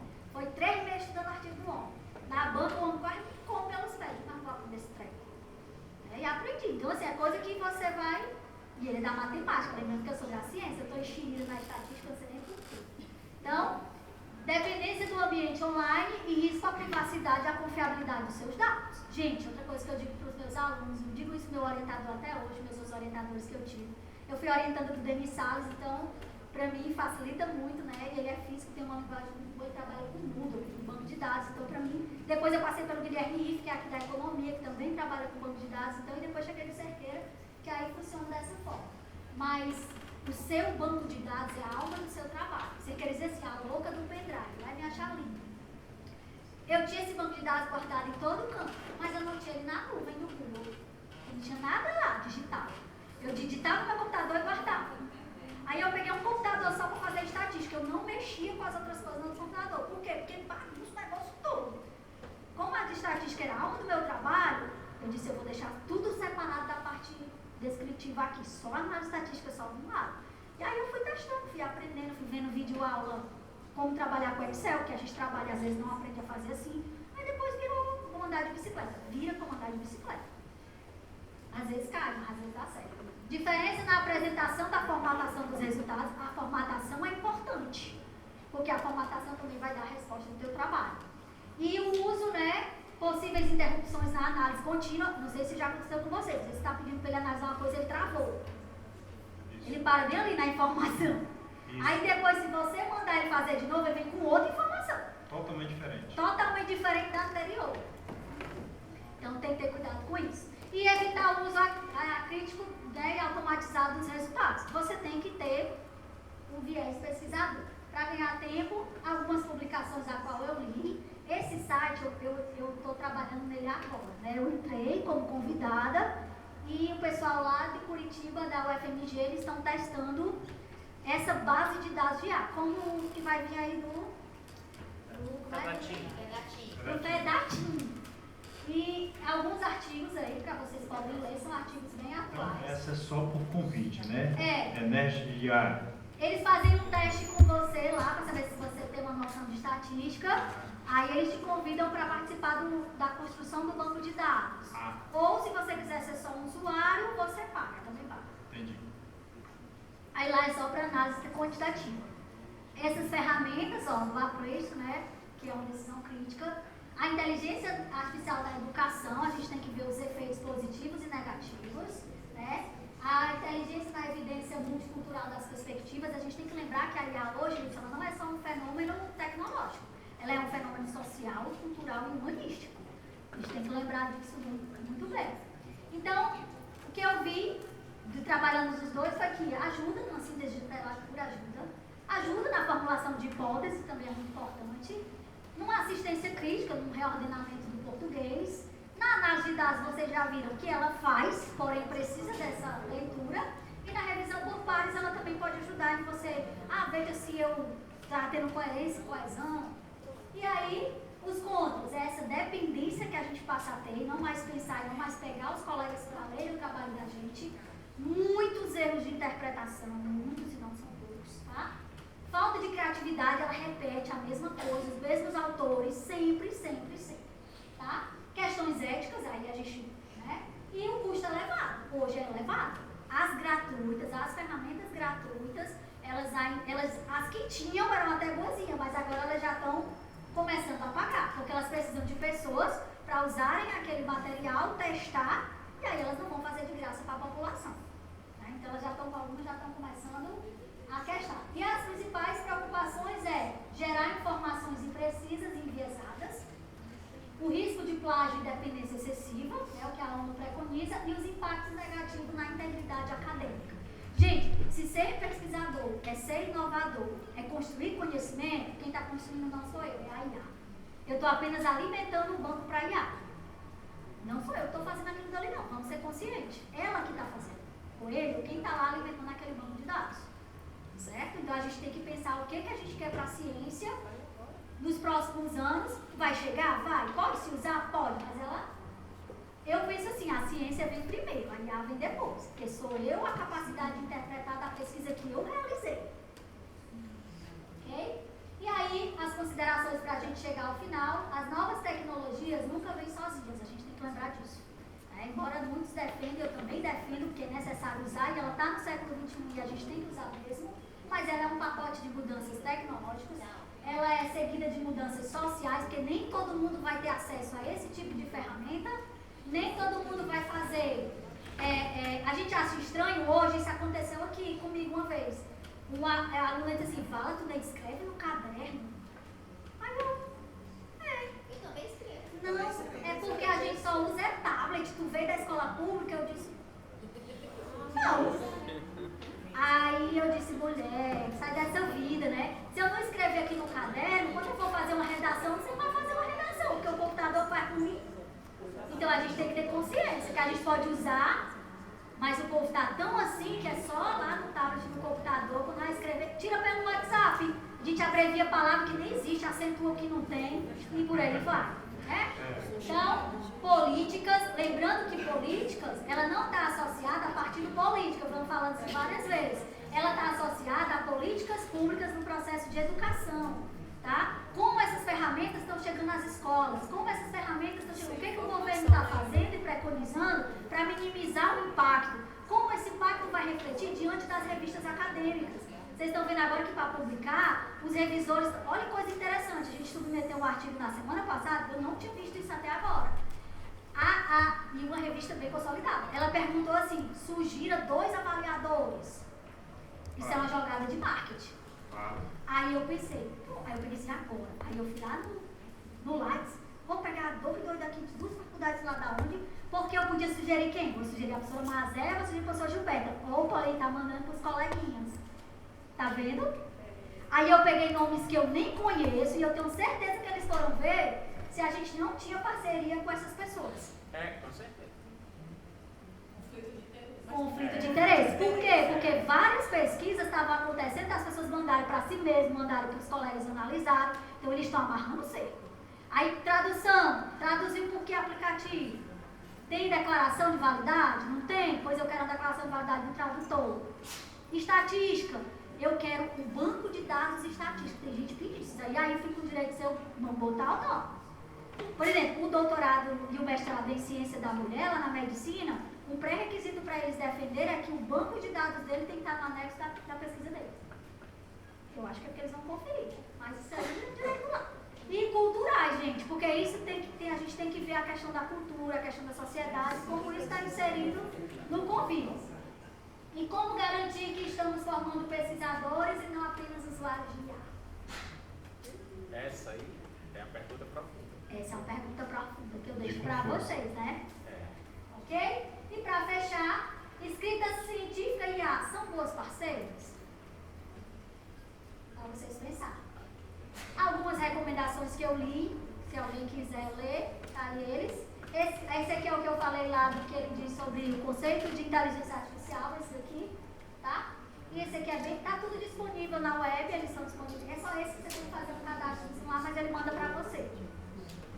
E algumas referências utilizadas aí, e aí eu finalizo dizendo isso para vocês. IA é meio e não IA é ferramenta, ela não vai substituir a forma como você analisa o seu banco de dados. E é isso, pessoal. Eu falo demais.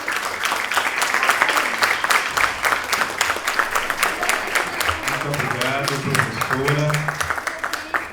Olha aqui, eu estava aqui igual a Gabi, só com o coração batendo e os olhos piscando.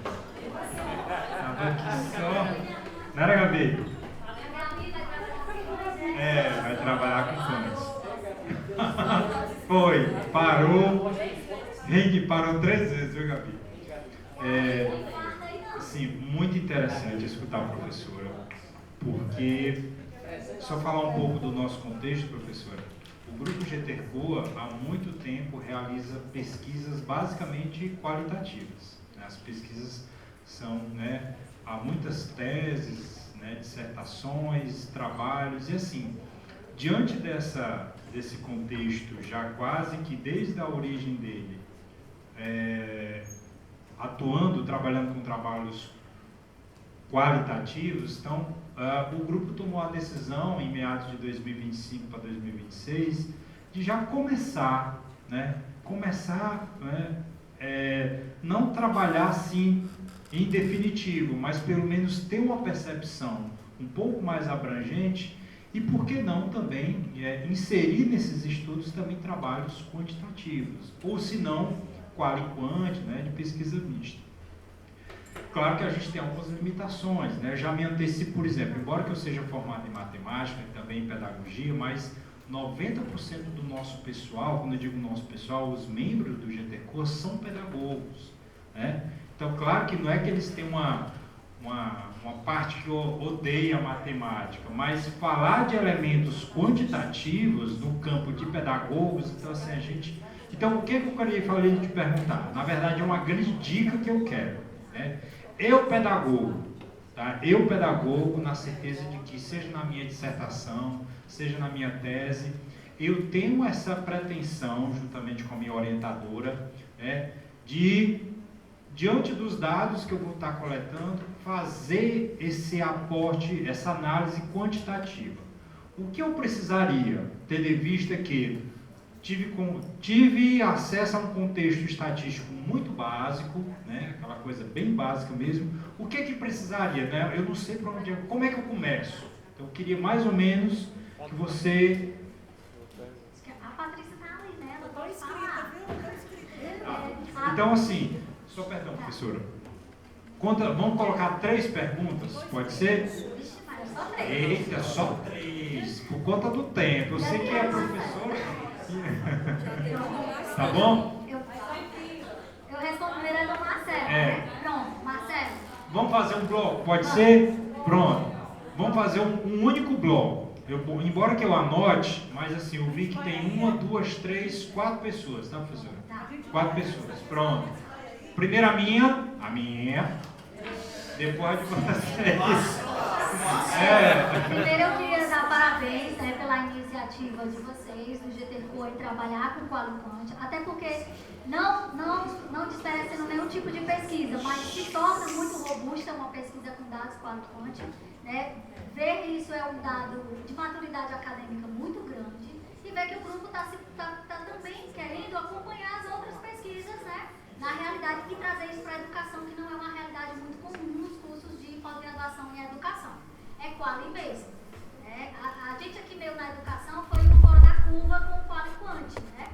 E tiro por mim, eu sou pedagoga também de formação e sou bióloga, e foi muito difícil trabalhar isso. Então eu tive que recorrer a vocês, matemáticos. Eu fui fazer uma cadeira de matemática lá no PC, fui relembrar um pouco sobre o que era média, moda, desvio padrão, frequência, né, conjunto de corpo, né? Fui entender um pouquinho, fui voltar lá no campo, e aí depois eu enxeridamente me candidatei a uma disciplina aqui na economia chamada Bioestatística na Educação. E aí quando eles foram falar sobre esses bancos de dados, como fazer um banco de dados, como analisar esse banco, eu era patinho feio assim, tinha dia que eu... Meu Deus, né? Aí eu chegava em casa, eu ia estudar, eu ia buscar livros, tem alguns livros que eu posso trazer para vocês, tem um livro da Danaias, que é Estatística para a Educação. Eu acho que eu dei para ela, né?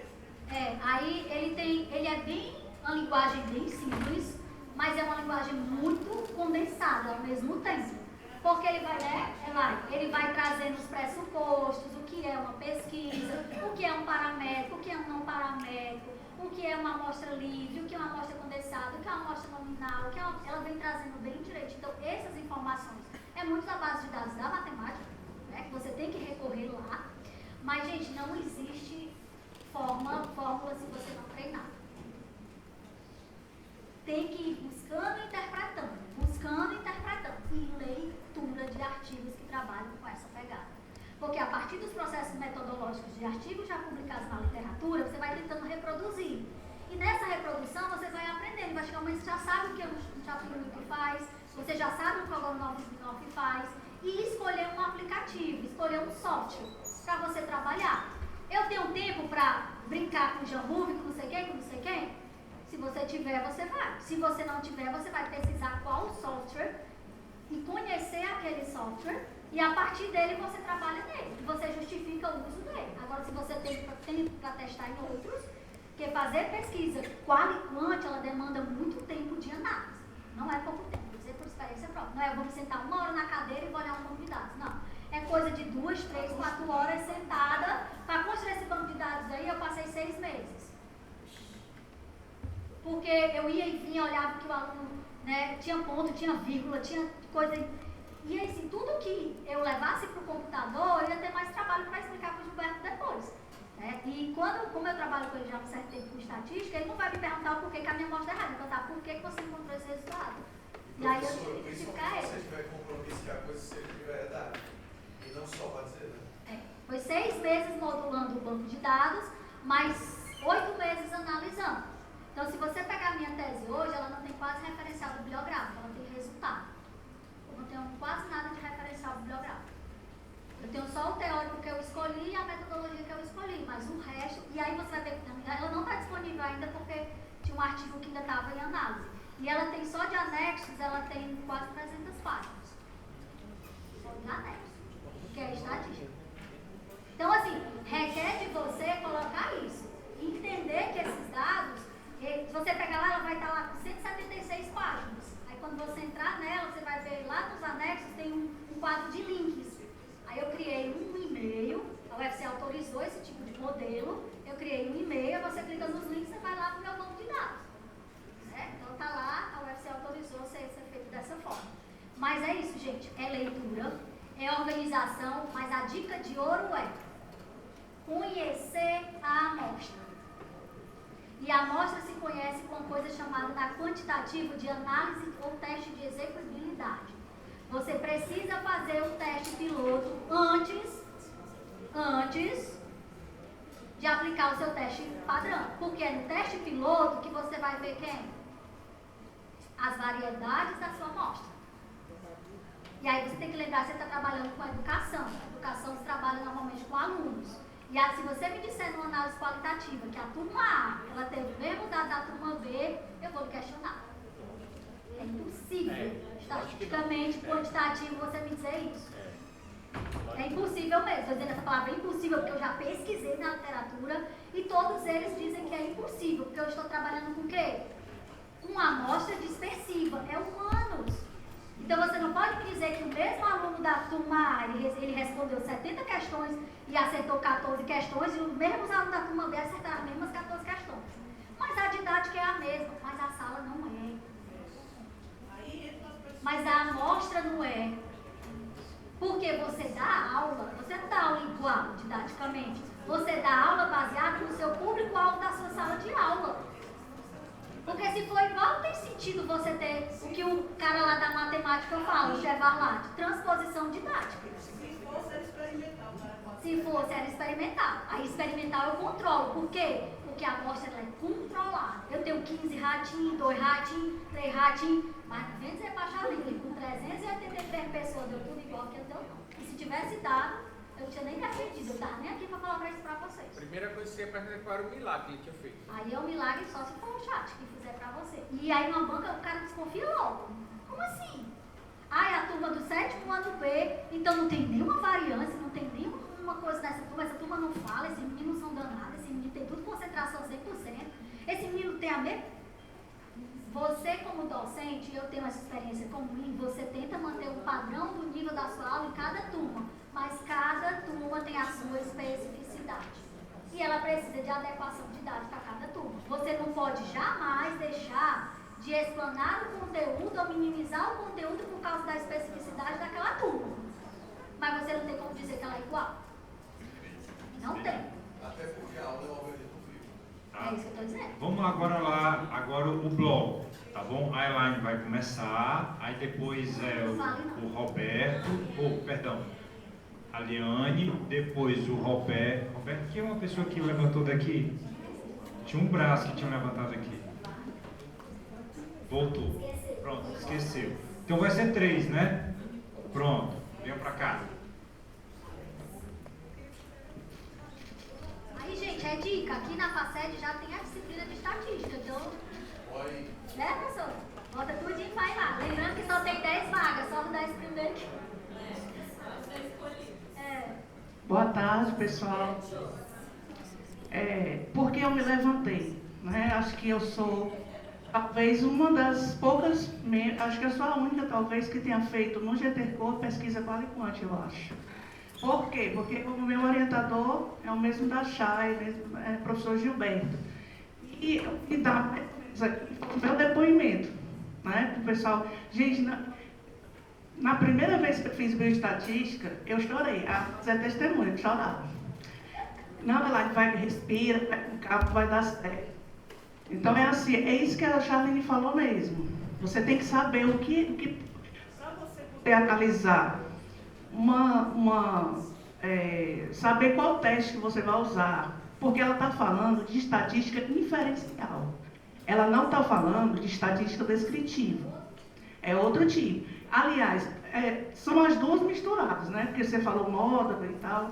Então, assim, você tem que saber, porque a gente estuda aqui na Faculdade de Educação, estatística descritiva. Inclusive, eu fiz. Então, assim, a estatística inferencial vai exigir de você um estudo muito mais aprofundado. Você vai ter que saber os conceitos, porque você vai ter que saber quais são... por que um grupo, 2 grupos, e o pessoal estava... Por que esse teste? Por que não esse? Porque, às vezes, você vai escolher um teste estatístico para analisar os dados, e se você não faz o teste Shapiro-Wilk, que é o teste de normalidade, você não vai usar o teste adequado.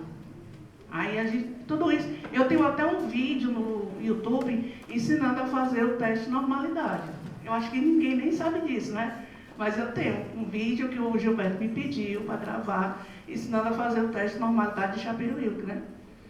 Então, pessoal, não é um bicho de 7 cabeças. Eu vim aqui, né, cumprimentar a Chay, porque eu tô assim, Mazé, tu me abandonou para fazer só matemática. Aí eu disse, não, Mazé, mas não é melhor ter expertise em ensino de matemática e ciências? Não é? Estudar, sair da zona de conforto. Eu saí, gente, da minha zona de conforto, né? Então, Chay, o que eu tenho que dizer é, sou muito grata a você, eu sou muito grata ao GTCOA, eu sou muito grata ao GMedTech, que é o nosso grupo de pesquisa também. E eu estou aprendendo muito. Sim, eu estou na frente da Chay, eu sou um bebê recém-nascido. Eu também sou, que agora eu sou doutora também. Pois é, eu sou um bebê, porque ela já sabe uma estatística muito mais avançada, né? Eu sei fazer uma estatística mais simples. Eu já fiz um curso de Jamov, eu fiz 2 vezes bioestatística, eu usei o GraphPad Prisma. O Gilberto sempre diz o quê? Que a gente tem que usar... Qual é o programa estatístico que você vai usar? Aquele que você sabe usar. Você não vai... Eu não vou usar o SSP porque eu não sei. O SSP porque eu não sei. Ele é mais... Eu não sei. Ele é mais estatístico. Eu uso o GraphPad Prisma e uso o Jamov às vezes. Mas a gente faz... E assim, você vai fazer pesquisa quantitativa, o seu objetivo, o seu objeto de estudo pede que você faça. Quais são os seus objetivos da sua pesquisa?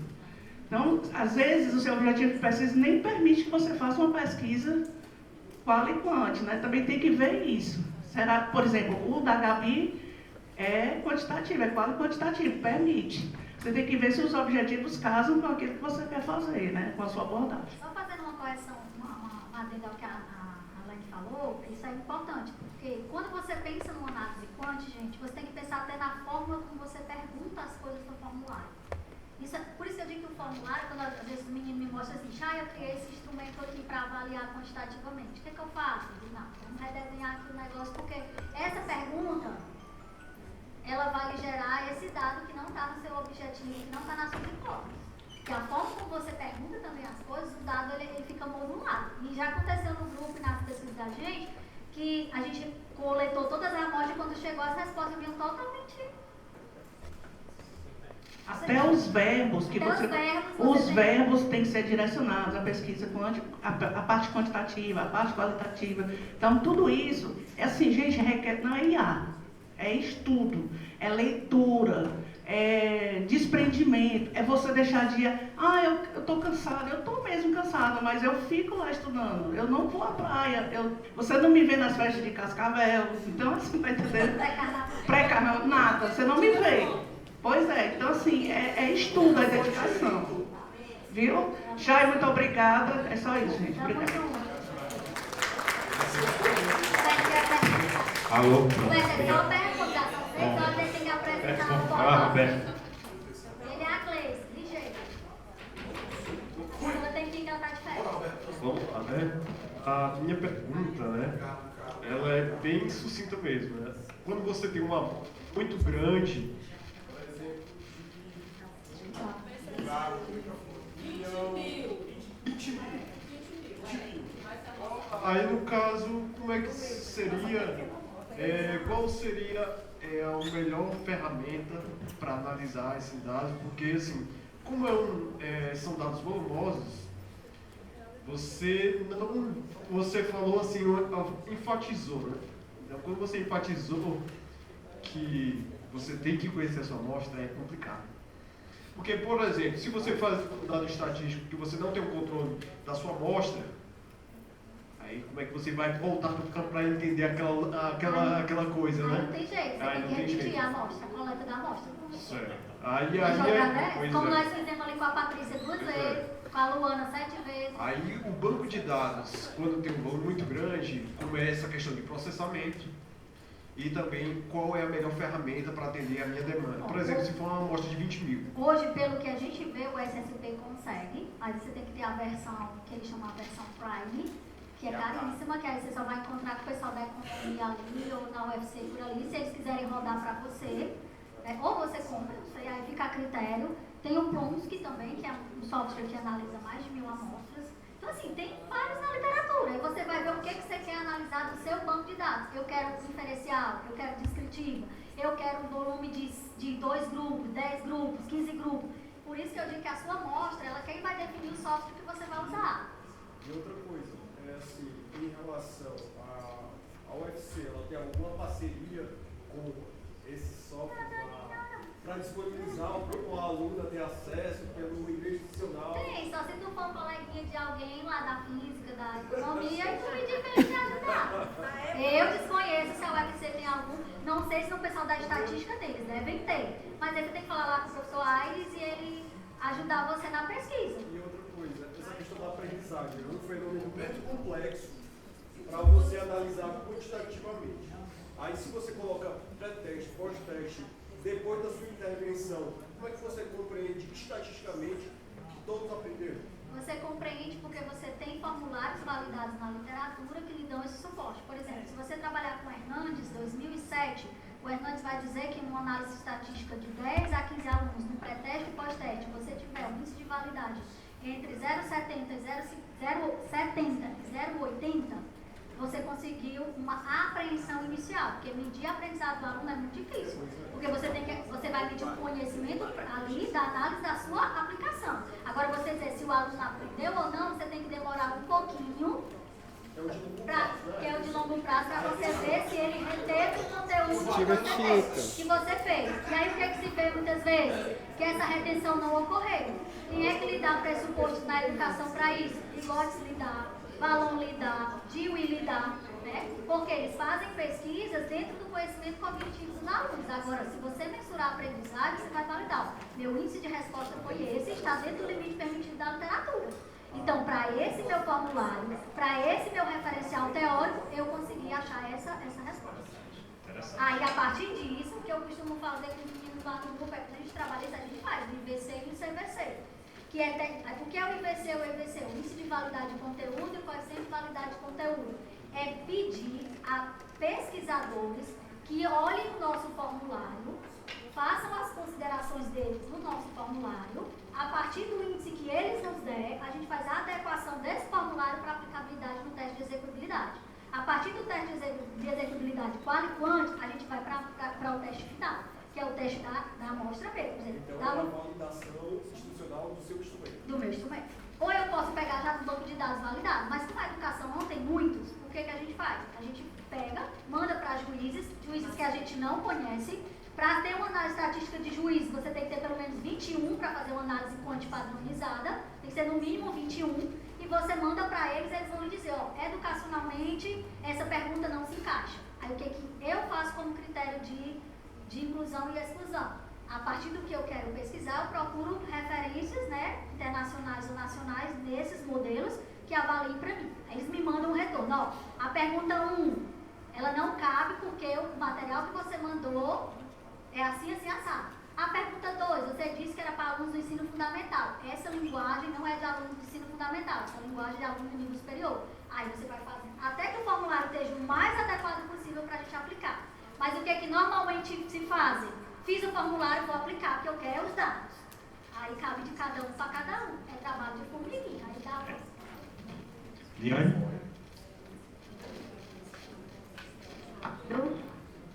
É uma pergunta complicada. Vou começar pelo pedido. Não, faça não. É só para repetir, quando você colocou do formulário, você disse que diferenciou as formas das perguntas em escala Likert. Aí eu não consegui anotar se era 3, 5, 7 porcentagem, mas você disse que usou 9. Aí eu só consegui anotar 2, mas tu esperou sentar ali para eu anotar. E a pergunta... Esse é o formulário que eu validei. Sim. Só para saber essas 9 opções que tu fizeste diferente. E em relação à pergunta, no campo da pesquisa em educação, quais são as principais características que diferenciam a pesquisa quanti-quali e a quali-quanti? No campo da educação, primeira pergunta é do banco de dados. A escala Likert é um modelo, né, de análise também que você pode fazer, e ele tem escalas que o próprio Likert preconiza, ou o Randons preconiza, que você pode usar. Aquele negócio de adequado, não adequado, neutro, e aí depende de como você faz. Normalmente existem alguns autores na literatura, o Marx, o Munzel, o próprio Lampes e o Hernandes, eles dizem que a gente não precisa colocar o 3, que é o neutro. Só precisa colocar o 1, o 2, o 3 e o 4. Mas eu não analiso o 3, eu tiro essa palavra neutro de lá, descritiva. Eu só analiso concordo, discordo, não concordo e discordo. Sim. E aí o 3 ele não conta. Embora outros autores já dizem que o 3 conta. Porque quando o menino diz assim, eu sou neutro nessa pergunta, ele não está dizendo que ele não saiba responder ou que ele não queira responder. Ele pode realmente não querer. Isso é um dado estatístico. O fato dele não responder também é um dado estatístico, certo? E aí vai analisar de acordo com os seus referenciais teóricos. Que foi as 9 pontos. Eu testei as palavras, a descrição das palavras. Teve palavras que eu botei. Concordo, discordo, não concordo. Aceito, não aceito, discordo. Eu fui testando as palavras primeiro para conhecer se o meu aluno e quem estava respondendo sabia pelo menos a diferença entre concordo, discordo, não concordo e concordo totalmente. Ou concordo parcial. Tem gente que não sabe o que é concordo plenamente, concordo parcialmente, não sabe. E aí é uma coisa que a gente tem que fazer, que eu faço isso quando eu faço formulário para as minhas pesquisas. Concordo parcialmente. Eu coloco lá uma abertura para ela justificar por que ela concorda parcialmente. Então eu já tenho também um descritivo de saber o porquê que ela concordou parcialmente. Tem gente que só diz, porque eu não gostei da pergunta. Já tive respostas assim. Tem gente assim, eu não entendi, mas também não discordei. E tem gente que diz, eu não concordei, porque você fez uma pergunta assim, e lá na pergunta 13 você disse outra coisa, e no formulário que você mandou aí no texto não dizia isso, você não dizia como ia fazer. Então aí, é como eu digo, é trabalho de formiguinha. É igual a análise bardaniana. Tem gente que faz análise quali bardaniana e acha que é só botar a categorização e trazer as respostas do aluno para lá. Mas se você trouxer a resposta quali do aluno para cá, para dentro das suas planilhas e não discutir com o próprio bardão ou com a análise das escritas do seu aluno, a resposta sim, não concordo, não aceito, também é uma resposta. Agora você tem que saber dialogar com os seus referenciais teóricos. E a outra é qual a importância do quali, quanti, quali. A diferença. Quali, quanti, quanti. Na educação? A característica dessas pesquisas.